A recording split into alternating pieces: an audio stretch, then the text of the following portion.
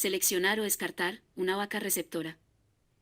El descarte o selección de vacas receptoras de embriones es una tarea a la que los productores ganderos deben prestar mucha atención, pues un error en este tema puede afectar directamente la rentabilidad del hato ganadero.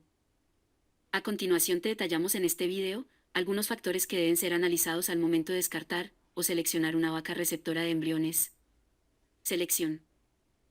La procedencia, el origen de un vacuno hay que conocerlo sí o sí, esto es porque deben de ser vacas sanas, y que en la finca de origen se lleven registros, para descartar problemas de estomatitis u otras enfermedades reproductivas. El clima es fundamental, se deben buscar vacas que estén cerca de la zona, donde está ubicada la ganadería. El manejo correcto del embrión, en este aspecto no basta, solo con la calidad de la genética del vacuno seleccionado, la persona que le da el manejo a los embriones, debe ser una persona capacitada con todos los conocimientos básicos, pues los embriones tienen un valor genético de mucha importancia. Es importante que se cuente con asistencia técnica con la vaca receptora, con el fin de que se garantice una excelente recuperación después del parto. El descarte. La habilidad materna, este es el principal aspecto para la escogencia o descarte. Si la vaca no brinda terneros con buenos pesos al momento del destete, es cuando hay deficiencia en esa vaca, pues no entrega completamente al neonato, y debe ser motivo del descarte. El rechazo de la cría, otro caso que se presenta en vacas, es el rechazo a la cría, y esto generalmente es porque la vaca no se entiende con el recién nacido.